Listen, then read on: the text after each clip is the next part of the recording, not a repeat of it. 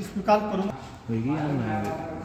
हमारे सामने क्या है, एक सीलिंग फैन की मोटर है और इसको हम समझेंगे कि इसकी बाइंडिंग में जो बाइंडिंग जो की हुई होती है उसके कनेक्शन कैसे होंगे। तो सबसे पहले इसकी जानकारी हम इकट्ठा करते हैं, इसका डाटा जो होता है उसके बारे में हम जानते हैं।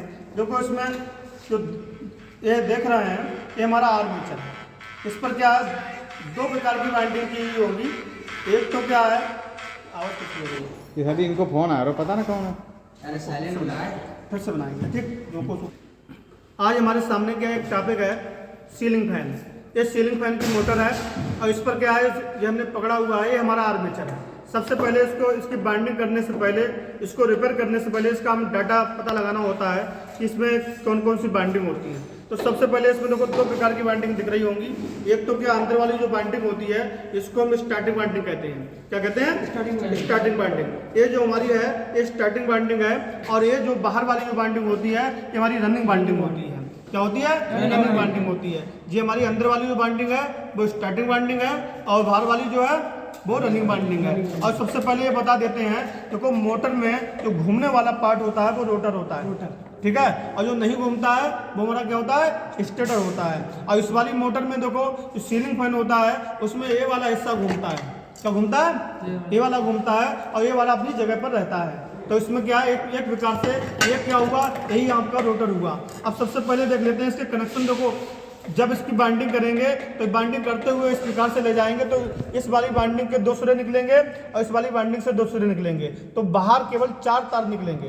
कितने निकलेंगे? 4 तार निकलेंगे। अब क्या है, इसको हम फिगर की भांति समझ सकते हैं। ये देखो हमारे पास फिगर है,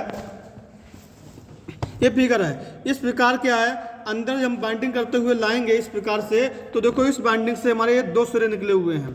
क्या निकले हुए हैं? 2 सिरे निकले हुए हैं। और ये जो हमारी बाइंडिंग है ये हमारी स्टार्टिंग बाइंडिंग है। कौन सी बाइंडिंग होगी? स्टार्टिंग बाइंडिंग होगी। अब इस प्रकार से जब ये बाइंडिंग हो जाती है, संपूर्ण पूरी हो जाती है, तब हम क्या करते हैं, दूसरी बाइंडिंग क्या है करना स्टार्ट करते हैं। अब देखो इसको हम करते हुए ले जाएंगे तो इस प्रकार से क्या है, इसके भी 2 सिरे निकलेंगे। तो हमारे टोटल सिरे कितने बाहर निकलेंगे? 4 सिरे निकलेंगे। अब हमारे पास बाहर जो होंगे वो 4 वायर होंगे।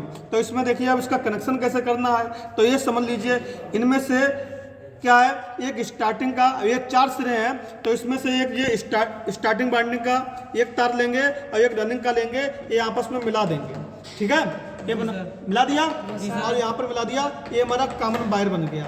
और यहाँ पर जो 2 बच्चे हैं इस पर हम कैपेसिटर लगा देंगे। क्या लगा देंगे? कैपेसिटर लगा देंगे। यहाँ पर हम कैपेसिटर इन दोनों पर जोड़ देंगे। तो जोड़ देंगे। अब यहाँ पर क्या है, 3 वायर आपको मिल जाएंगे।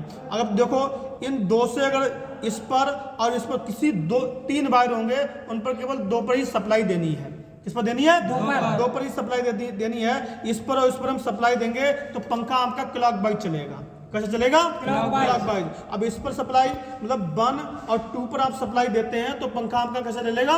क्लॉकवाइज चलेगा। लेकिन 1 और 3 पर सप्लाई आप देते हैं तो पंखा एंटी क्लॉकवाइज चलेगा। कैसे चलेगा? इस पर नहीं दिया हमने, 1 और 3 पर दे दिया। तीनों टर्मिनल बाद 2 तो हमने मिला लिए तो 3 बचे ना।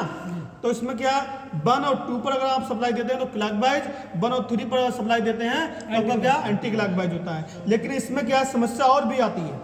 सबसे पहले उसको समझते हैं कि ये बाइंडिंग जब आप कर रहे होते हैं तो क्या लपेटना ही तो होता है, लेकिन क्या ये भी एक समस्या है कि इसको लपेटा कैसे जाए, ठीक है। तो इसमें भी देखो एक वायर जो आपका होगा, ऐसे एक इसमें जो स्लाइडें कटी हुई हैं तो ये स्लाइडें जो होती हैं इस प्रकार की स्लाइडें आपकी जो कटी हुई होंगी तो एक पर तो इस प्रकार से वायर का लपेटा जाएगा और दूसरी वाली में इस एंटी क्लॉकवाइज लपेटा जाएगा। क्योंकि अगर ये एक ही साइड में लपेट दिया आपने वायर लपेट दिया तो आपका क्या है, फ्लक्स जो होगा, मैग्नेट जो होगा वो क्या पोल नहीं बना पाएगा और पंखा क्या घूमेगा नहीं। तो ये बात हमें सबसे पहले जाननी होती है। तो यही हमारा डाटा है, उसको हम क्या कनेक्शन करते हैं।